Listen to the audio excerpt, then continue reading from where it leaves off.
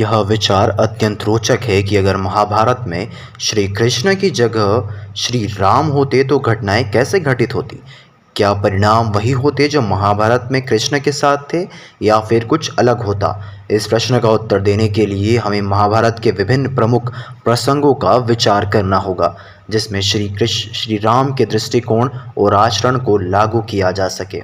पहला, धृतराष्ट्र और पांडवों के साथ श्री राम का संबंध। महाभारत में श्री कृष्ण पांडवों के सखा, गुरु और मार्गदर्शक के रूप में उपस्थित होते हैं। दूसरा, पांडवों का वनवास। जब दुर्योधन ने छल से पांडवों को जुए में हराकर उनका राज्य छीन लिया और उन्हें वनवास भेज दिया, तब कृष्ण ने पांडवों का साथ दिया और उन्हें धर्म का पालन करने के लिए प्रेरित किया। अगर श्री राम होते तो वे पांडवों को धर्म का पालन करने के लिए प्रेरित करते, लेकिन शायद वे कौरवों के साथ समझौते की बात करते ताकि वनवास को टाला जा सके। श्री राम स्वयं 14 वर्ष का वनवास झेल चुके थे, इसलिए वे पांडवों के दुख और संघर्ष को अच्छी तरह से समझते। वे पांडवों को सांत्वना देते और उन्हें सिखाते कि हर परिस्थिति में धर्म और कर्तव्य का पालन करना चाहिए। श्री राम कृष्ण की तरह कूटनीतिक नहीं होते, बल्कि वे सीधे सीधे सत्य और धर्म का पालन करने की सलाह दे देते। श्री राम की कूटनीति और युद्ध का निर्णय। कृष्ण ने महाभारत में कूटनीति और रणनीति का सहारा लिया। जब युद्ध अवश्यभावी हो गया तो उन्होंने पांडवों को विभिन्न प्रकार की रणनीतियां सिखाई। श्री राम का दृष्टिकोण इस मामले में अलग होता। श्री राम कूटनीति और छल बल से दूर रहकर धर्म और न्याय के लिए सीधा मार्ग अपनाते। अगर श्री राम युद्ध से पहले हस्तिनापुर गए होते तो वे धृतराष्ट्र और कौरवों को सत्य और धर्म का पालन करने का आग्रह करते। वे दुर्योधन को भी यह सिखाने का प्रयास करते कि पांडवों के साथ न्याय करना ही धर्म है। श्री राम हमेशा सत्य और धर्म के मार्ग पर चलते, इसलिए वे कौरवों को बिना युद्ध के समाधान निकालने का प्रयास करते। लेकिन अगर युद्ध अपरिहार्य होता तो श्री राम भी युद्ध से पीछे नहीं हटते। वे धर्म की रक्षा के लिए युद्ध करने के लिए तैयार होते, जैसे उन्होंने रामायण में रावण के साथ युद्ध किया था। चौथा, द्रौपदी का चीरहरण और श्री राम की प्रतिक्रिया। महाभारत में द्रौपदी के चीरहरण का प्रसंग अत्यंत दुखद और अपमानजनक है। जब द्रौपदी को दुर्योधन के सामने लाकर उसका चीरहरण किया गया, तब श्री कृष्ण ने चमत्कार के माध्यम से उसकी लाज बचाई। अगर श्री राम होते तो उनकी क्या प्रतिक्रिया होती, आइए जानते हैं। श्री राम ने हमेशा स्त्रियों का सम्मान किया और उन्हें आदर दिया। वे सीता के प्रति भी अत्यंत संवेदनशील थे, इसलिए द्रौपदी के साथ हुए अन्याय को वे सहन नहीं कर सकते थे। अगर वे उस समय होते तो संभवतः वे सीधे दुर्योधन और उसकी सभा को ललकारते। वे द्रौपदी की रक्षा के लिए अपने कर्तव्य का पालन करते और संभवतः उस समय ही युद्ध की स्थिति पैदा हो जाती।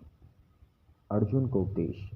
महाभारत के युद्ध के प्रारंभ में अर्जुन युद्ध करने के लिए हिचकिचाते हैं।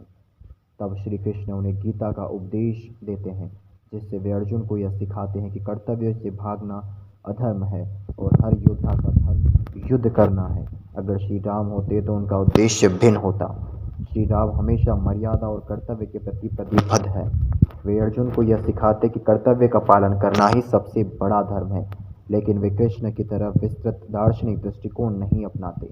वे संभवतः अर्जुन को यह सिखाते कि युद्ध से भागना कायरता है और एक क्षत्रिय का धर्म युद्ध करना ही है। श्री राम का उपदेश अधिक सीधा और सरल होता, जिससे वे धर्म और कर्तव्य का पालन करने पर जोर देते। उनका दृष्टिकोण कूटनीतिक और जटिल नहीं होता, बल्कि एक स्पष्ट संदेश होता कि धर्म के लिए लड़ना ही सही मार्ग है। श्री राम का नेतृत्व और युद्ध। महाभारत का युद्ध अत्यंत भीषण और जटिल था। श्री कृष्ण ने इस युद्ध के कई बार कूटनीति का सहारा लिया, जैसे कि भीष्म और द्रोणाचार्य को कमजोर करने के लिए रणनीतियां बनाई। अगर श्री राम युद्ध का नेतृत्व करते तो उनका दृष्टिकोण कुछ भिन्न होता। वे कभी भी कूटनीति या छल का सहारा नहीं लेते। श्री राम ने रावण के साथ युद्ध में भी धर्म का पालन किया और कभी भी अनुचित तरीके से युद्ध नहीं लड़ा। वे महाभारत के युद्ध में भी उसी सिद्धांत का पालन करते। वे युद्ध को धर्म और मर्यादा के नियमों के अनुसार ही लड़ते। कर्ण के प्रति श्री राम का दृष्टिकोण। कर्ण महाभारत के सबसे महत्वपूर्ण और त्रासदीपूर्ण पात्रों में से एक है। वे जन्म से एक क्षत्रिय थे, लेकिन उसका पालन पोषण सूत परिवार में हुआ, जिसके कारण उन्हें जीवन भर सामाजिक अपमान का सामना करना पड़ा। श्री कृष्ण ने कर्ण को समझाने का प्रयास किया कि वह पांडवों का साथ दे, क्योंकि वह कुंती का पुत्र है। अगर श्री राम होते तो वे कर्ण के साथ संवेदनशील और न्याय संगत व्यवहार करते। वे कर्ण को उसके जन्म के आधार पर नहीं बल्कि उसके कर्मों के आधार पर मान्यता देते। युद्ध के परिणाम और भविष्य। महाभारत के युद्ध के बाद श्री कृष्ण ने धर्म की स्थापना की और पांडवों को हस्तिनापुर का शासक बनाया। अगर श्री राम युद्ध के बाद होते तो वे भी पांडवों के राज्य सौंपते, लेकिन उनका दृष्टिकोण कृष्ण से भिन्न होता।